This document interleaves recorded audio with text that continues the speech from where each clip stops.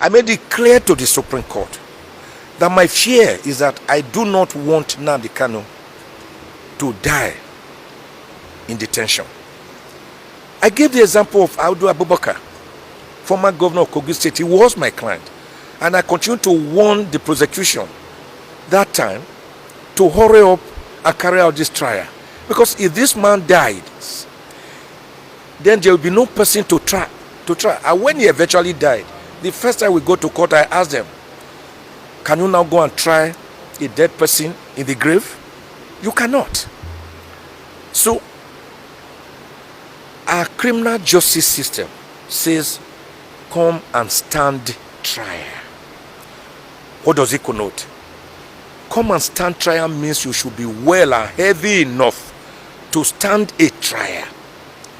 It didn't say come and sit down trial, or come and lie down trial, or come and prostrate trial, or come and kneel down trial. It says come and stand trial. So you should be heavy enough to stand. That is what it connotes. So I told the Supreme Court that my worry is that I would not want Nnamdi Kanu to die in DSS Gulag because of their delay. They have been delaying this matter. This trial started since December 2015. They went from 4 counts to 7 counts to 50 counts. Amendment, they did in all 7 amendments. If you were sure a person had committed a crime, why were you engaging in 7 amendments? And of course, the last 15 counts, I went after their jugular. The Federal High Court struck out 8 of the 15 counts based on a preliminary objection. We took the remaining 7 counts to the Court of Appeal. The Court of Appeal, on the 10th of October 2022, struck out the remaining 7 counts and further ordered that Nnamdi Kanu was discharged and that he should never again be detained and he should never again be tried on those offenses for which he was standing trial before his brutal, excruciating, torturous, extraordinary rendition from Kenya on the 27th of June 2021, after he was literally kidnapped and captured on the 19th of June, when he went to Kenya voluntarily as a British citizen and was kept in a decrepit, non-government place for about 8 days before they flew him back to Nigeria. Based on that, the Court of Appeal held that even in arresting a person within Nigeria, you still have to go through the provisions of ACJA, like Section 8, which say you must treat a suspect or a defendant with humanity. You must not subject him to degrading and inhuman treatment. Section 113 of the ACJA is there. Section 94 of the ACJA is there. All of them say you must comply with both local and international laws in trying a suspect. They did not. They did not subject themselves to extradition proceedings as provided for by the Extradition Act, laws of the Federation of Nigeria 2004. And there is also the doctrine of specialty, that you can only try a person, even if they had engaged in lawful extradition proceedings, which they did not do. You can only try a person for the offense he was standing. You cannot try a person for the offense he was standing trial before its extradition, extrajudicial or extraordinary rendition. It has to be a new offense for which you are extraditing the person.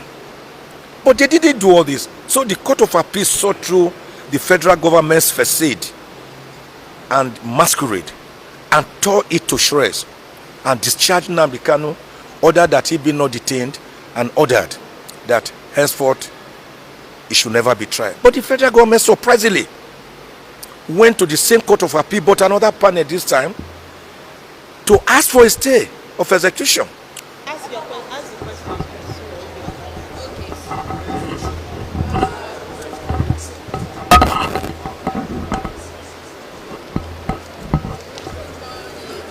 Yeah, good morning.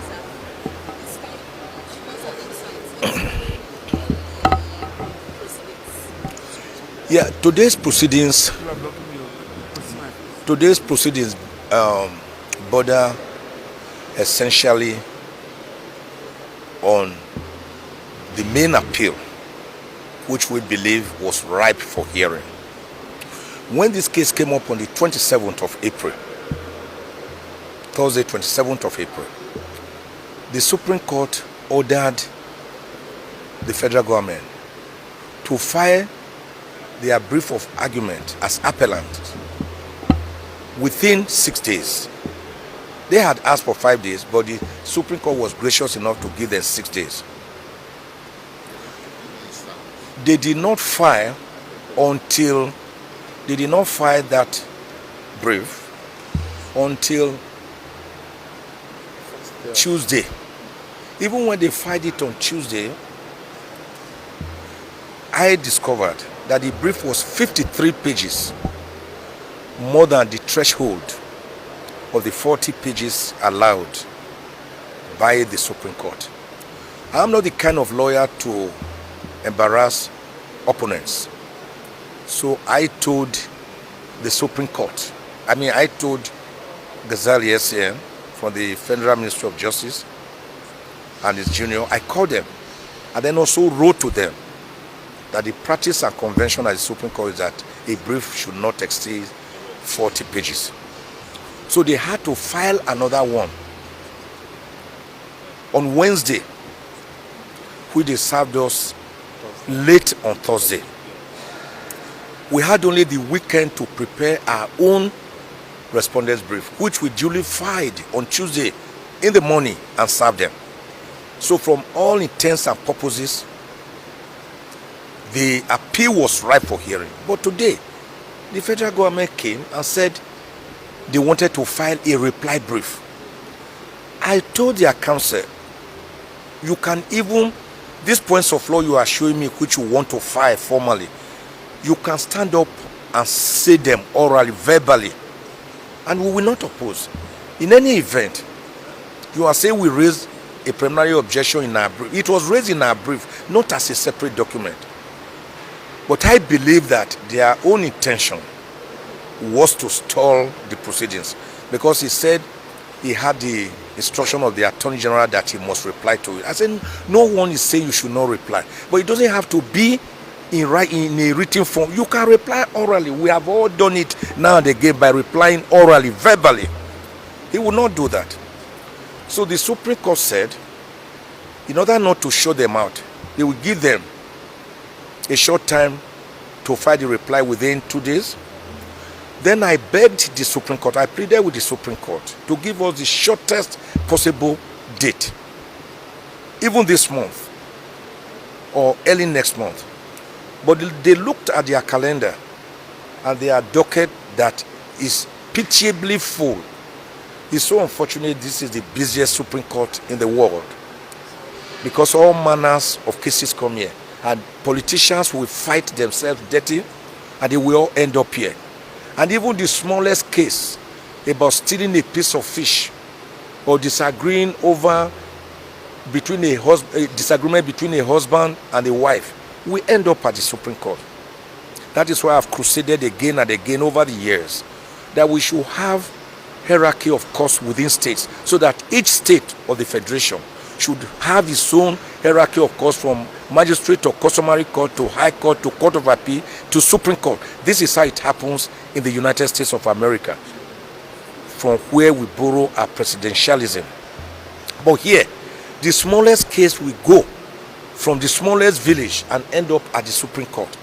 And all the politicians will fight dirty, will quarrel, will not put their hands together.